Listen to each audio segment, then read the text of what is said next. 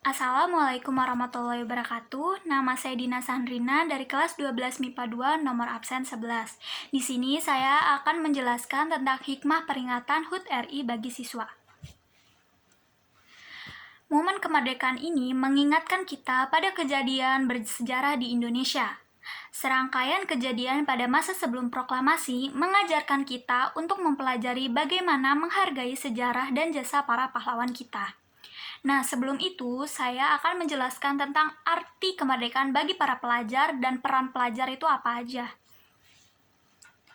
Arti merdeka bagi seorang pelajar yang pertama, memperoleh pendidikan yang layak sesuai standar yang ditetapkan.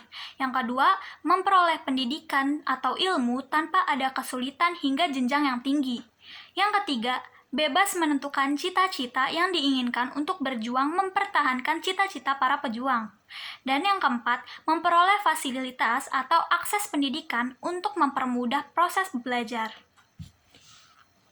Nah, peran kita sebagai pelajar yang pertama, seperti biasanya, mengikuti upacara di sekolah dengan disiplin.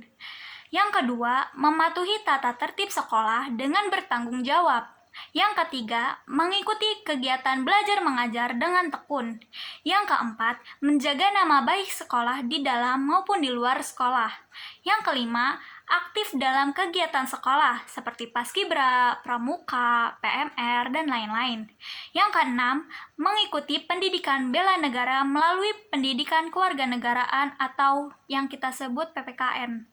Yang ketujuh, dapat membagi waktu dengan baik antara belajar dan bermain.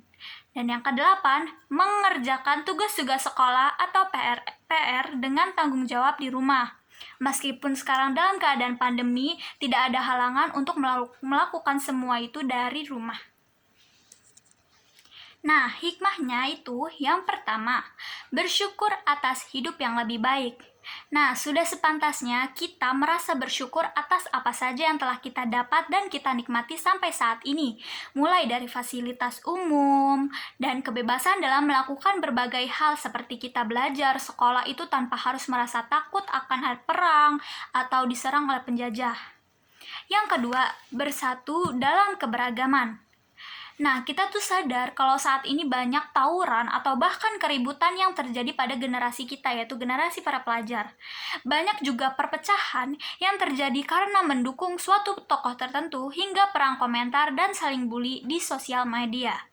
Seharusnya kita sebagai bangsa yang terdiri dari berbagai suku dan budaya seharusnya bisa lebih menghargai tentang perbedaan berpendapat dan lain sebagainya. Rasa persatuan harus menjadi sesuatu yang kita lakukan dan terus kita tanamkan dalam diri kita. Yang terakhir, menghargai jasa para pahlawan. Jasa para pahlawan itu tidak terbayar dan tidak ternilai, karena berkat jasa mereka, kita mampu hidup bebas, hidup tenang, dan hidup nyaman dari berbagai bentuk penjajahan. Hal ini bisa kita wujudkan dengan menghargai kebudayaan, adat, dan juga berbagai hal yang berkaitan dengan Indonesia. Nah, dari hikmah tersebut, kita simpulkan kemerdekaan itu bukan sebuah akhir dari perjuangan.